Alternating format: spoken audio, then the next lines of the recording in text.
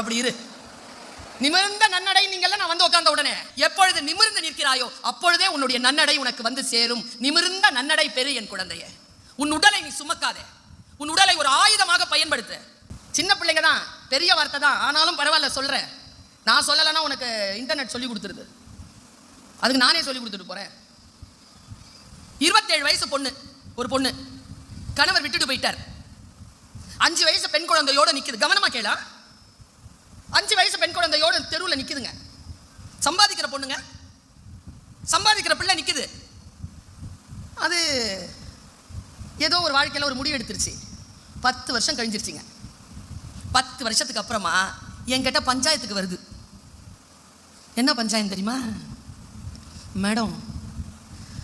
27 வயசுல பிள்ளையோட தனியா நின்னா ஒருத்தன் வந்தான், அவனை நம்பி 10 வருஷம் வாழ்ந்துட்டேன் மேடம், இப்போ கல்யாணம் பண்ணிக்க மாட்டேங்கிறான். என் பிள்ளை 15 வயசுக்கு வந்துருச்சு மேடம், அவன் விட்டுட்டு போயிட்டு வேற கல்யாணம் பண்ணிக்கிறேங்கிறான் மேடம். அவனை எப்படியாவது என்னை கல்யாணம் பண்ணிக்க சொல்லுங்க மேடம். உனக்கு இப்போ நான் சொல்ற வார்த்தை புரிஞ்சிருச்சுன்னு வச்சுக்க, நான் எதை சொன்னாலும் உனக்கு புரியும். நான் சொன்னேன், சே thanks to the close doors. மூடப்பட்ட கதவுகளுக்கு நன்றி சொல். சனிய 10 வருஷத்துலயே போயிடுச்சு. அது இருந்து இன்னும் உன்னை நாசமாக்காம இப்பவே கிளம்பி போறேங்குத. இவ்வளோ மேடம், நான் ரொம்ப அவரை நேசிச்சிட்டேன் மேடம். கவனி கவனியா கவனி, ஒன்றும் இல்லை. நீ அந்த அந்த பெண் என்கிட்ட பேசிட்டு இருக்கிறால, அந்த பெண் அந்த உணர்வில் நீ போய் உன்னை அட்டாச் பண்ணிட்டு நில். அப்போதான் நான் சொல்கிற விடுதலையை நீ பெறுவாய். நீ பெறுவாய், அப்போதான் பெறுவாய். கவனிங்க, அந்த பிள்ளைகிட்ட கேட்ட, சரி நீ சம்பாதிக்கிறிய, அந்த ஆள் சம்பாதிச்சாரான்னு கேட்டேன். இல்லை மேடம் சம்பாதிக்கல, எல்லாம் நான் தான் மேடம் கொடுத்தேன். எவ்வளோ கொடுத்துருப்ப 10 வருஷத்தில்? 30 லட்சம் ரூபாய் மேடம். 30 லட்சம் ரூபாவா? ஆமாம் மேடம். பார்த்துக்கோங்களேன், மாதத்துக்கு 30,000 ரூபாய்னா பார்த்துக்கோங்களேன். ஓ மை காட், இவ்வளோ கொடுத்துட்டியா? தப்பாச்சே, என்ன செய்யலாம்? சரி, ஒரே ஒரு விஷயத்த சொல்லு, நான் இந்த சமூகத்தில் இருக்க பிள்ளைகளுக்கு சொல்லணும்.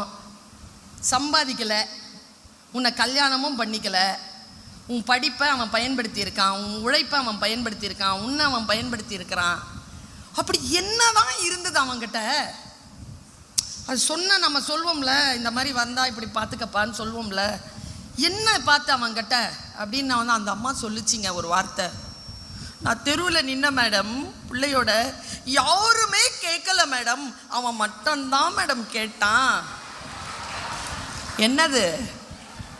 என்ன கேட்டான்? சாப்பிட்டியான்னு கேட்டான் மேடம். சாப்பிட்டியான்னு கேட்டதுக்காக நீ 10 வருஷம் கொடுப்பியா? அப்ப எங்க இருக்கு உன் பலவீனம்? எதற்காக? நீ சாப்பாடுல இல்ல, சாப்பாடுல இல்ல உன் பலவீனம். யாராவது சாப்பிட்டியான்னு கேட்ட மாட்டாங்களான்னு ஏங்குற இருக்குல்ல, அங்க இருக்குது உன் பலவீனம். அந்த பலவீனத்தை நீ வென்று விட்டால் யாரும் எந்த வார்த்தை சொன்னாலும் ஹே அப்படின்னு கேட்காம என்ன அப்படின்னு கேட்டுட்டு போவேன். புரியுதா? நம்ம என்ன நினைக்கிறோம்? படம் பார்த்துட்டு இதான் ரியல்னு நினைக்கிறோம் இல்லையா? வேற ஏதோ புரிஞ்சிருச்சு தானே? படத்துல பார்க்கறதெல்லாம் ரியல் அல்ல, படத்துல பார்க்கறது ரீல். காலேஜ் டீச்சர்ஸ் எப்படி இருப்பார்கள்? அப்ப வந்து நிப்பாங்க நயன்தாரா மேடம் டீச்சரா, சாய் பல்லவி மேடம் வந்து நிப்பாங்க டீச்சரா. அதெல்லாம் ரியல் டீச்சர். இதோ உட்கார்ந்துட்டு இருக்கிறாங்களே, இதோ நின்னுட்டு இருக்கிறேனே, நாங்க தான் real teachers. we are real teachers, we are all real teachers.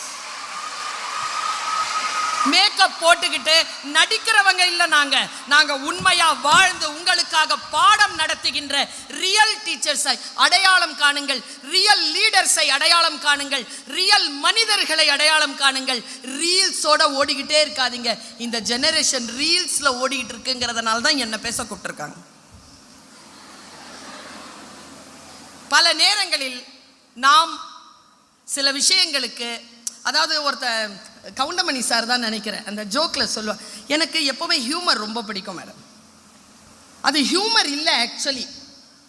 அதுக்குள்ள ஏதோ ஒரு சத்தியத்தை அவர்கள் சொல்கிறார்கள். அவன் ரொம்ப பொய் சொல்லுவான்ப்பா, கவுண்டமணி சார் தான் சொல்லுவான். அவன் சொன்ன பொய்ய ஒரு வாட்டி அவனே நம்பிடுவான்ப்பா. ஹை நல்லா இருக்குதே, ஏய் நான் எவ்வளோ நல்லவ தெரியுமா, பொய். ஆனால் அதை அவன் நம்புவா. யாரு சொல்கிறவன் நம்புவா. நான் உன் மேலே எவ்வளவு அன்பு வச்சுருக்கேன் தெரியுமா, எவ்வளோ வச்சுருக்கேன், எவ்வளோ வச்சுருக்கேன். உன் பாதம் பட்ட இடத்தில் நான் சாதம் போட்டு சாப்பிடுவேன். ஒரு அலுமினிய தட்டு கூட வாங்குறதுக்கு வக்கு இல்லை. உனக்கெல்லாம் என்னத்துக்குப்பா லவ்னு கேட்குற துணிச்சல் நமக்கு இல்லை. நாம என்று கேட்கக்கூடிய அந்த லெவலில் இருக்கிறோம். அந்த லெவலில் சில பேர் இருப்பாங்க பாருங்க மேடம், உனக்காக எனக்காக நான் உயிரை கூட கொடுப்பேன். அப்புறம் சரி நீ உயிரை கொடுப்ப, நீ செத்துருவ, அப்புறம் நான் என்ன பண்றது? நீ செத்து போயிட்டேன்னு உக்காந்துக்கிட்டு இருக்கிறவா? என்ன வார்த்தைகள் இதெல்லாம்? நான் சொல்றேன், இந்த வயதில் சில வார்த்தைகளில் மயங்காதீர்கள் குழந்தைகளை. சில பேர் பேசுவாங்க பாருங்க, எனக்கு எல்லாம் தெரியும், உனக்கு ஒன்றும் தெரியாது, உனக்கு கம்முன்னு இரு. நான் தெரியாமத்தான் கேட்குறேன், தெரிஞ்சு கேட்குறான்னு அர்த்தம். கேளு. இல்லை நான் ஒரு விஷயத்த சொல்கிறேன், நீங்கள் தப்பாக நினச்சிக்க மாட்டீங்களே. தப்பாக நினைக்கிற மாதிரி ஏதோ சொல்ல போகிற சொல்லு. இந்த நிதானம் இருக்கா? ஒரு விஷயத்தை நின்று நிதானிக்கிறதுக்கு இருக்கா? நான் ஒரு புக்கு உங்களுக்கு சொல்கிறேன், முடிஞ்சால் அந்த புக்கை லைப்ரரியில் வாங்கி வைங்க மேடம்.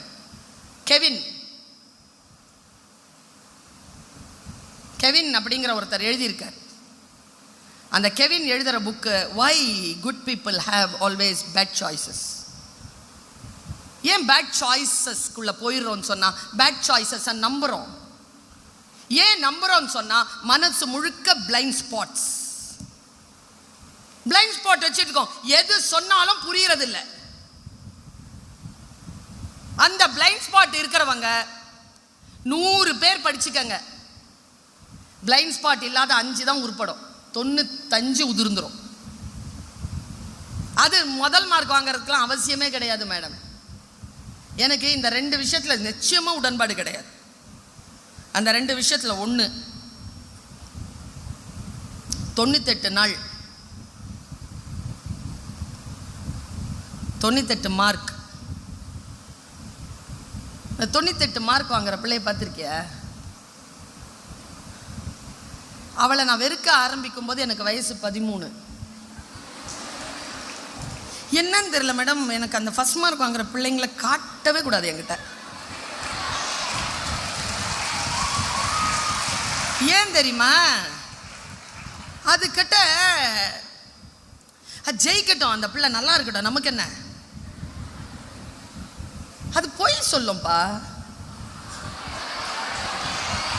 என்ன பொய்ன்னு சொல்றேன் பார், என்ன பொய்ன்னு சொல்றேன் பார், தெரியுதா? ஒண்ணுமே படிக்காம நீ 98 வாங்குறியா? நான் உங்க எல்லாருக்குமே இன்னைக்கு ஒரு டிப்ஸ் கொடுத்துட்டு போறேன். வாழ்க்கையில ஜெயிக்கணும்னா ஒண்ணே ஒண்ணுதான் குழந்தைகளே, ஒரே ஒரு விஷயம் மட்டும் சாதிச்சிரு. நான் நிறைய எல்லாம் பேச மாட்டேன், ஒரே ஒரு விஷயம். 60 மார்க்ஸ்க்கு அதிகமா வாங்கிடு, அரியர் வைக்காத. 98 எல்லாம் போய் தொட வேண்டிய அவசியமே கிடையாது. ஃபர்ஸ்ட் கிளாஸ் வாங்கிடு, அரியர் வைக்காத, போதும். வா, நான் என்ன சொல்றேன், 98 வாங்கின ஃபர்ஸ்ட் கிளாஸ் வாங்கின பொண்ணு எங்க இருக்குதுன்னே தெரியல. நான் 10வது ரேங்க் தான், நான் எங்க இருக்கிறேன்னு ஃபர்ஸ்ட் ரேங்க் வாங்கினதுக்கு தெரியும். தெரியுமா இல்லையா? சைன் பண்ணுங்கிற, சைன் பண்ண, உனக்கான வாய்ப்பு தானே, சைன் பண்ணு. நான் எப்பவுமே சொல்றேன், மானு காட்டில் ஓடும் 98, 60, 65 மீன் காட்டில் ஓடாதது, கடல்ல நீந்தும். எனக்கு காடு வேண்டாம், கடல் போதும். எனக்கு தெரியும், காட்டை விட கடல் ஆழமானது, காட்டை விட கடல் தூரமானது, காட்டை விட கடல் ரகசியங்களை உள்ளடக்கியது. அதில் நீந்துவதுதான் என் வாழ்க்கை என்று நான் தேர்ந்தெடுத்து கொண்டேன். அதனால் நான் மானாக ஒருபோதும் ஆட மாட்டேன். நான் மீன்னா நான் மீன் தான்.